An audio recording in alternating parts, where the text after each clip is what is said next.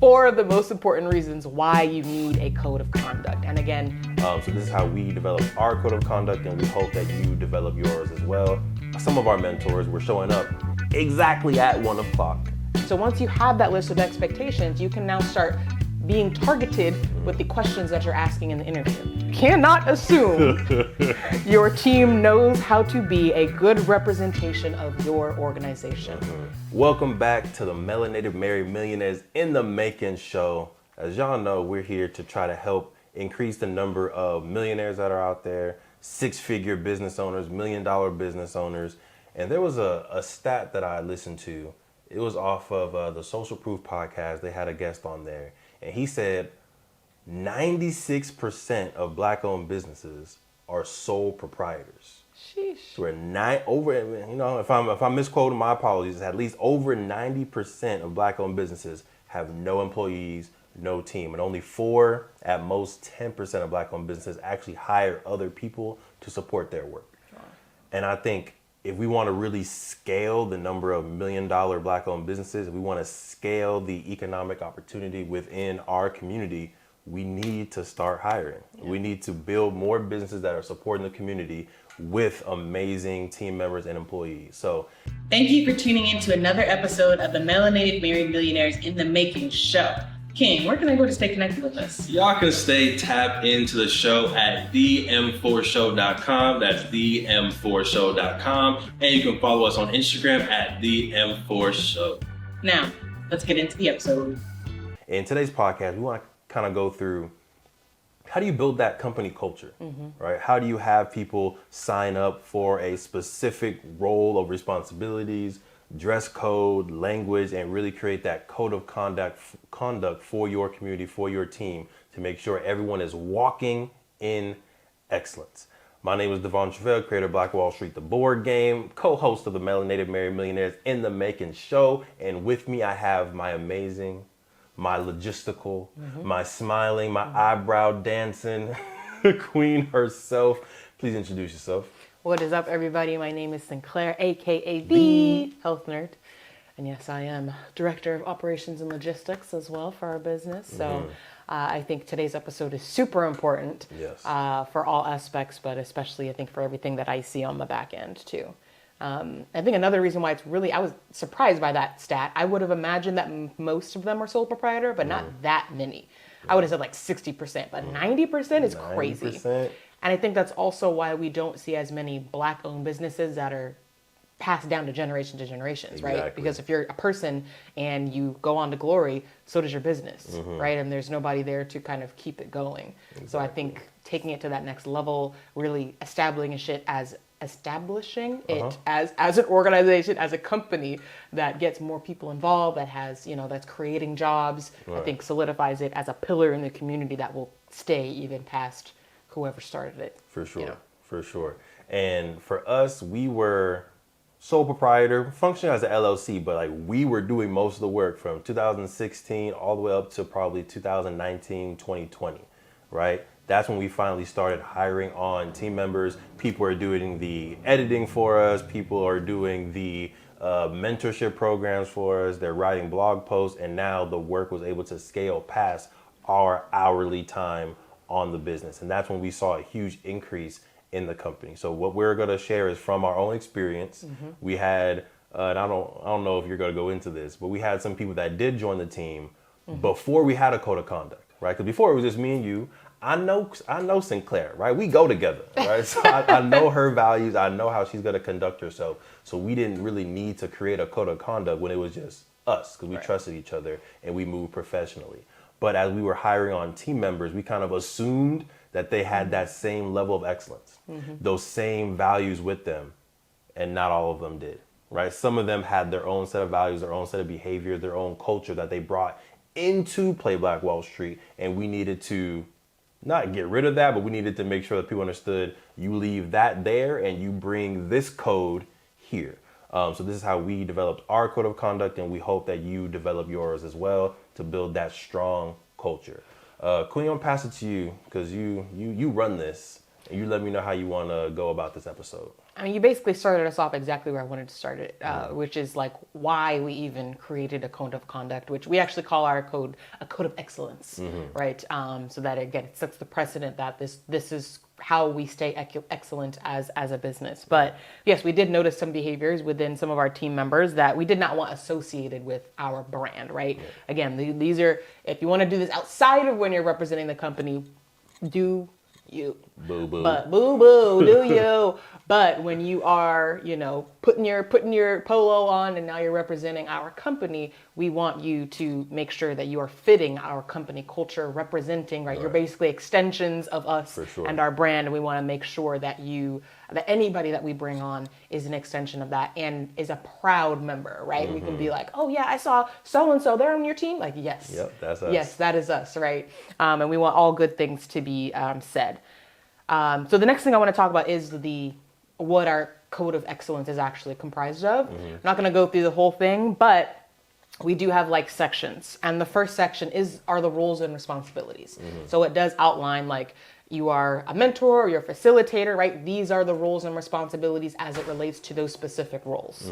We also talk about dress code, right? And we broke it down even what to wear and what not to wear. Yep. That was one of the first things that we saw where we were like, ooh, okay, we got to nip this in the bud. Y'all just come in. And first off, I want to backtrack just a little bit, right? We have dope team members, right? We have some amazing college students, some recent graduates that really embody the values of Play Black Wall Street and go into spaces and places representing us formally or informally amazingly. Yes. But there were a couple, right? A couple people that I think we really saw within the field. I was like, okay, I think they need a little bit more direction. You may need a little bit more coaching so that you can be in alignment with Play Black Wall Street. And if we can, we might go into detail. So let me know, Queen. But I want to go back to roles and responsibilities and really talk about why that's important. When you get a normal job, right? You work at McDonald's, you work for UCLA, you get a job working for Starbucks, Chick-fil-A. It's very clear what your job is, right? They train you very specifically on what you're supposed to be doing. You shadow for a couple days. This is from my experience being a former employee of Ronald McDonald himself. You know what I'm saying? I met the clown. I'm just kidding. I never met Ronald. Hope you're doing all right, brother. But it's very clear what your job is. You get trained on those very specific roles and responsibilities. And usually like it's a hard cutoff, right? If you're a cashier, you're not in the kitchen flipping burgers. If you're a fry cook, you're not at the cashier taking orders. It's very specific. You are a fry cook. You are a cashier person. You are maintenance and you do those specific roles. I think sometimes with small businesses, because we are used to doing everything, when we hire people, we also expect them to do and be willing to do anything and everything that needs to be done. And we don't necessarily map out standard operating procedures, SOPs, what your duties are and tasks are. So we saw that within our team. So that's why we wanted to make it very specific. As a mentor, these are your roles, these are your responsibilities. As a lead facilitator, these are your roles, these are your responsibilities. As a logistics and operations person, these are your roles, these are responsibilities. So it makes it easier for us to hire people and allow them to be excellent at their role. Yep. Excellent. Another part of it is expectations of behavior. So again, it not only outside of whatever your role is, right? If you are a representative of these company, these are things that we expect you to do, right? Showing up on time. Another thing that triggered us to go ahead and create this code of conduct, right? We were noticing that folks were maybe not showing up early, which is our expectation, right? At least 15 minutes before a session starts.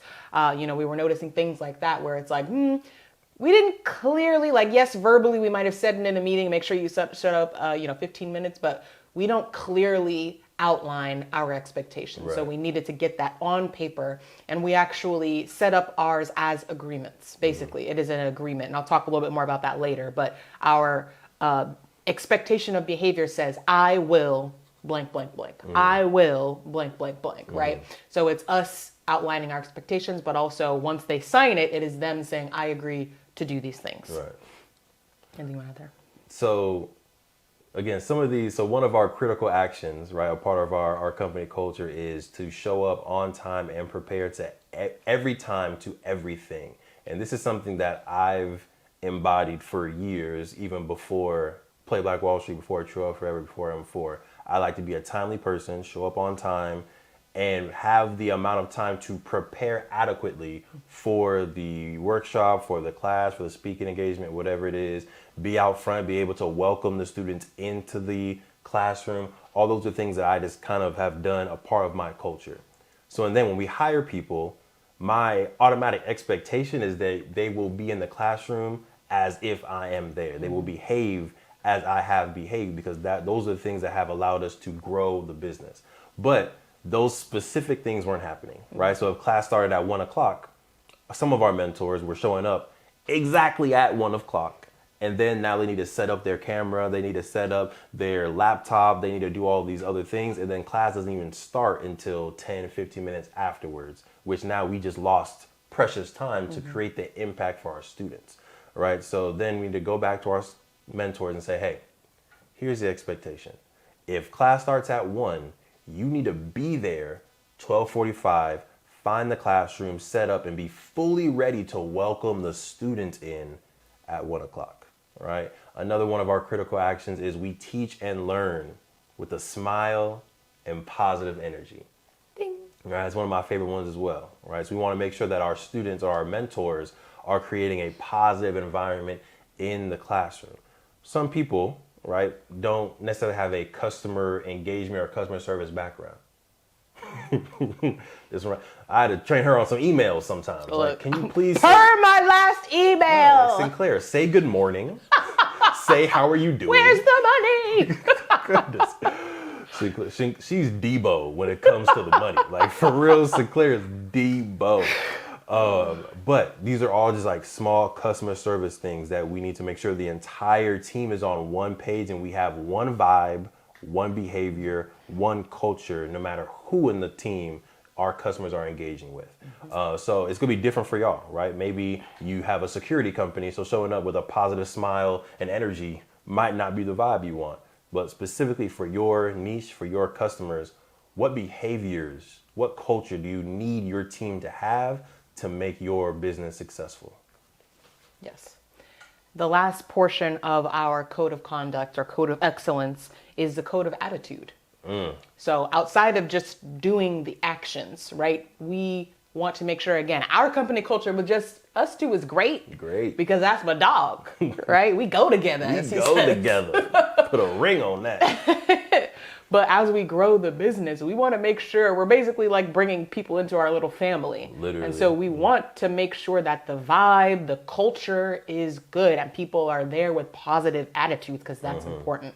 I mean, I think anybody has been in the situation where if you got somebody there that doesn't really have a good attitude, it kind of just changes the whole dynamic. Right. And we don't want that in our organization. So, you know, the positive energy that's in this portion. And then also just dedication to a growth mindset, right? We're huge on personal development, on always wanting to improve us as individuals and the company. So we want people that are also on that wave. So those are things that we have in that section of the Code of Excellence. Beautiful. And can you go from the top again of what are all the sections in the Code of Excellence for us? Yes. So Code of Excellence agreement, your role. So we've got roles and responsibilities. We've got dress code, what to wear and what not to wear. Code of conduct, which talks about the behaviors, the actions that we want taken. And then code of attitude that talks about how people should show up and present themselves when representing our company. There it is. So we have those 4 sections, but for your company, it may be completely different, right? Especially maybe you're a security company, you're a technology company, you might need to have a code of code. Ooh. If you're a technology company, code of code. No, nobody. I was like, what? You said it again? Are you malfunctioning? No. Are you malfunctioning? I see you. That was good. But you might have different sections. We chose 4, one, because we really like the number 4, if you can tell. M4, TH4. We really like number 4. So we wanted 4 different sections. We're also thinking holistically, how are people going to show up? Your dress, right? External, internal, your attitude, your roles. Like we're just being very holistic with our approach for our team. And that's kind of just our personality, what we do. You might be completely different, and that's okay. What I want you to do is go ahead and write down in the comments what different sections of your code of excellence or your code of conduct would you have for your company. And if you can let us know like what type of industry you're in, that will help us just kind of learn more about the different companies and the different cultures that you're building based on the industry. Appreciate that. Yeah, I think just to add on, because we are a company that is, we run a school program, so we've got our mentors going into schools. We recognize that the energy you bring into those students is typically what you're going to be given back. For sure. So you want to make sure that you feel like and you sound like and you look like you want to be there and are wanting to, exude that energy, because that's the engagement that you're going to get back. So that's why we're focused very much on that culture, the attitude, those types of things. Yes, ma'am. Okay, so I also want to talk about the importance. We talked about kind of what our code of conduct has, but I wanted to actually outline like what are the most important four of the most important reasons why you need a code of conduct. And again, we did not start off with the code of conduct. We hired people before we had a code of conduct in place. We created this out of a need. So please learn from our mistakes and realize that this is a very important part of your business once you start to grow your team. So number one is because it sets and documents the expectations, which you've already talked a little bit about, but you talked earlier about how you just assumed that the people that we're hiring are going to uphold what you expect as an employee because you have those values, right? But I literally wrote here, it's funny you said that. You cannot assume your team knows how to be a good representation of your organization. Every company is different, right? An employee at McDonald's is going to conduct themselves probably differently than an employee at Chick-fil-A, right? Because Chick-fil-A invests and expects a level of customer service, right? So they put that training in there. They hire people that have that type of energy. Right. So whatever you set as the expectation is what you are going to get in return. Yep. It also serves as an agreement between the employer and the employee. I think it's our agreement that says, this is what we expect of you, right? And it's a way for us to hold ourselves accountable too, right? True. We cannot ask them to do a bunch of things that are outside of this list of agreements. Otherwise, we need to start rearranging what their role looks like, right? Yep. But it also serves as an agreement because we do have our employees actually sign this agreement. That is them saying, I agree to uphold these values. I agree to, take these actions and represent your company in this way. Yeah. So I think those are really two of the most important reasons why I think it's important to set and document that expectation. Agreed. I love how in 2024, this is signed. Right. It is for sure a virtual signing. They sign it. Number two, it helps you identify good potential employees or potential candidates, right? If you know, once you get them into the organization, this is what you're going to be expecting of them. You don't want that to have to be a big shift and change to who they already are. That's good. Right? You don't want them to have to change everything about themselves to match this list of expectations. You want it to be part of who they already are. So once you have that list of expectations, you can now start being targeted with the questions that you're asking in the interview, right? And be looking for little red flags. Like if you want a person to be very team oriented, when you ask them about their strengths and weaknesses, if they talk about I don't really do well with teams and I always just like to be by myself, and that's great. That's probably good for another type of industry or another type of organization, but not for us, right?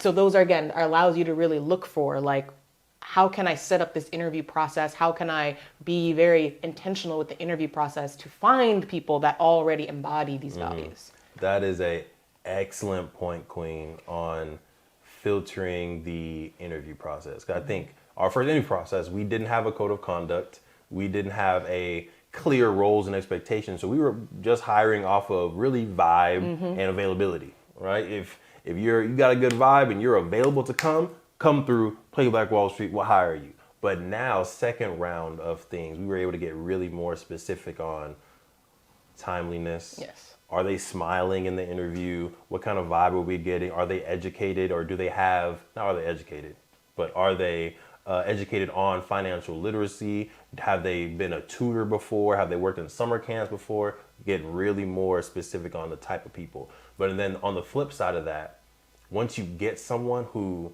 truly embodies these things naturally, and there's a couple people on the team that I'm just like, yes, they are Play Black Wall Street through and through. Yeah. You now can like take those people and I want to help them promote through the company and stay, because their value, their code of conduct, and their culture is perfectly aligned. So we want to continue to grow with those people. And then there's been other folks to where they join the team.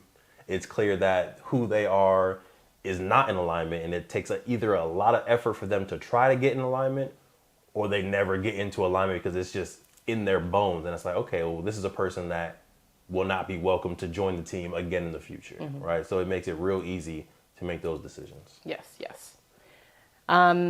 Anything else to add on number 2? No, queen. We flying through. Come on now. Number 3, it helps you hold your employees accountable. For sure. This is a great segue, because we just talked about like what happens when you have somebody that's not upholding that agreement, right? So one, the fact that it's documented, you have a clear outline in agreement of this is what I expect, and the team member signs it. It also makes it very clear when that agreement has been broken. So right, you now feel comfortable saying, hey, we're not meeting up to this code of conduct, right? You can put it in writing. I do have, in my background, I was a manager over, 30 or so people. So I did work heavily with HR, and kind of like anytime you needed to reprimand someone, you have to have it clearly documented, right? On what is the expectation? What did they not do? When did they not do it, right? Dates, times, you want everything documented, because if you ever do get to the point where you may need to let somebody go, you want to have it clearly documented. Right. This is what the expectations we set, that they agreed to, and on these dates and times, this agreement was not upheld, right? This is where you broke that agreement. And now, of course, we're not jumping straight to letting anybody go, but you can start that process of maybe. Depends on what you did. Right, that's true. A written warning or a verbal warning, whatever it's going to be, but you can then outline what your accountability process is going to be as at a company. But you can't really hold people accountable if you never set the expectation of what they should and shouldn't be doing. Yeah.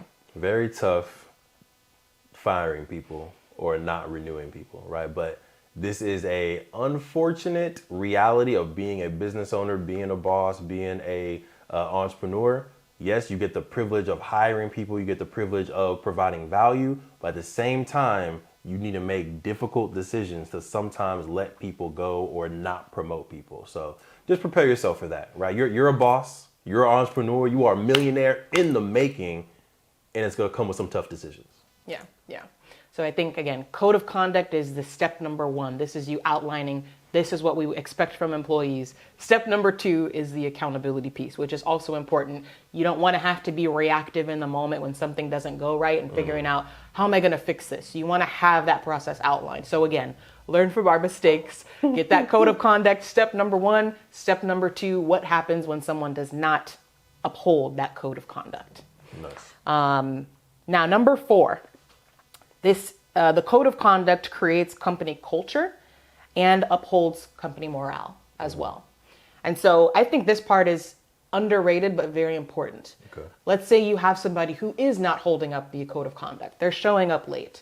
They're not, dressed appropriately. They're not showing up at all. That is going to affect other team members, right? Sure. Because now we've got 2 people that are supposed to show up here. If only one person is showing up, now this other person that's supposed to have another person supporting them is doing the session by themselves, right? They start to lose trust in that partner. They start to, it just adds more stress onto the scenario. So now their morale may start to be a little bit, man, I used to like working here, but my partner, they're not reliable, etc. And I think it does start to affect the entire team. And so I think it's really important for you to, again, outline what's expected. And it's also then becomes your responsibility to hold people accountable for when that's not being upheld, because otherwise people start to get the sense of, well, I can do whatever I want then, right? Because nothing will happen. And then that starts to spread. And I think we've seen that in so many scenarios. I've seen that in other workplaces where if people don't hold people accountable, it just creates mayhem in the company culture, and people don't like to come to work anymore. Right. And we never want to have that type of environment. So I think it is important to make sure that you are taking that step, because when a team member does not, again, uphold that code of conduct, it does affect the morale of the entire team. For sure. And I think that's where we initially started using the code of conduct, because we saw a pattern of certain folks not showing up on time, certain folks wearing whatever they wanted, and we were getting complaints from our customers, from our principals, rightfully so. And then we had a little heart-to-heart with the entire team. And we were like, hey, this is what we're hearing, this is the experiences, this is our new code of conduct, this is the code of excellence that we expect from you all. We pay very well, right? We pay significantly over minimum wage. We do a lot of like small things that show our love and our value for our team. And with that, we expect that to be reciprocated, right? Because we're going above and beyond as employers, we expect you all to either go above and beyond as team members, or at least meet this minimum of excellence with the team. And we had this meeting, and I went in a little bit. I'm gonna be honest with you. I don't know if I went in a little too much. I got on my soapbox, and I really went in on our team just from a passionate standpoint. Right. Like, we're here to create impact. We're here for a very specific mission, vision, and we are hiring you all to be in alignment with that mission. If you can't get on board, if you can't be at this level, this is not gonna be the company for you. And I think after that hard conversation and confronting it, we saw a shift in the culture. Yes. Then we had people sign the code of conduct, and it's been very solid and consistent since that point. So again, I think sometimes you do, as a leader of the company, need to hold that responsibility of the culture and not be afraid of confrontation when people are against the company culture. Kind of like your body, right? When a virus or when an outside force gets into your body, you have these white blood cells and these platelets and everything that attacks that foreign entity to get the body back to homeostasis, get the body back to a healthy status.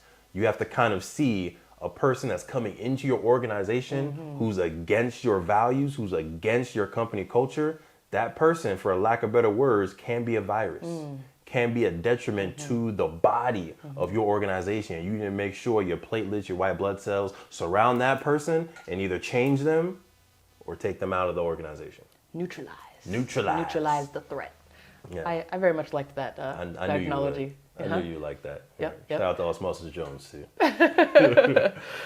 Talk to me, Queen. I got one more thing that I want to talk about, Please but do. I can That we finished the four. finished? So what else you got? Beautiful. So I think it's also important to be intentional about when you roll out the code of excellence and create for us an experience around building the culture.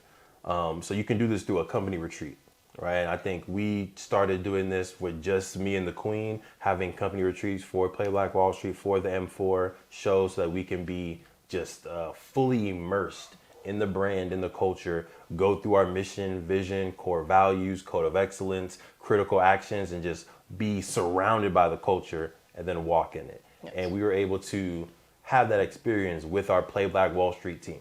Yep. So we took them, paid for it, flew them out to Tulsa, stayed in the hotel. We were there for 3 days. Yes. 3 days. Each day we talk about the mission. Each day we talk about our customer. Each day we talked about critical actions. Each day we're talking about our code of excellence. And by the end of the experience, they're now walking away with, I'm in Play Black Wall Street now. Yes. Right? I've been, I don't want to say indoctrinated, because I feel like that has a negative spin to it. But I've been exposed to the culture of Play Black Wall Street. I now clearly know the expectations, but also they saw our commitment, our investment to them as employees, right? To being willing to even create that experience, create that environment, have one-on-one conversations, group conversations, dinner. It was just a great way of creating a culture. So highly recommend y'all have some type of business retreat, virtually or in person, that allows them to learn these things about your company. Yes. I mean, we definitely have invested time and energy and money into that retreat or that training process because we do see the value in it. And we want people to be bought into our mission, our vision, and not just want to collect a check, right? And so, I mean, we've had people say like, this is the best job I've ever had before they even actually go to a site and start teaching. And that like really warmed our hearts because it shows that what we're doing is working. So yeah, I think this is so, you don't think about how important this is until you see the need for it. Sure. But, again, take our word for it. It's definitely needed. Invest that time and energy to pour into your employees, set the expectations. I think it goes a long way because once you have people on your team that are really bought into the mission and vision of your company, it pours out into other things, right? Them going to the schools now that principal is like, wow, this is great. We want to have y'all back next year. And that principal is going to tell another principal when they meet up for lunch. And now we have other people reaching out to us. And, we've had our team members, randomly reaching out to us like, hey, I just met this person. I talked about our organization. Like, you should connect with them. And we never said they had to do that. We never said like, please go out, and they're not sales representatives in any way, shape, or form. But the fact that they're willing to do that shows that like, wow, they truly believe in what we do and they want to see us win. And us meaning the whole team. So yeah, it definitely is a worthwhile investment. For sure. And if you're watching and you also believe in what we do, you also want to support it, what you can do is what, Sinclair? Like and subscribe. Make sure y'all smash that like button. Make sure y'all subscribe to the M4 Show on YouTube. And if you're listening to this on any type of audio or podcast platform, Apple Podcasts, Spotify, Google Podcasts, iHeartRadio, all those things, make sure y'all also follow. That way more people can get this message and get this value. We appreciate you, all right?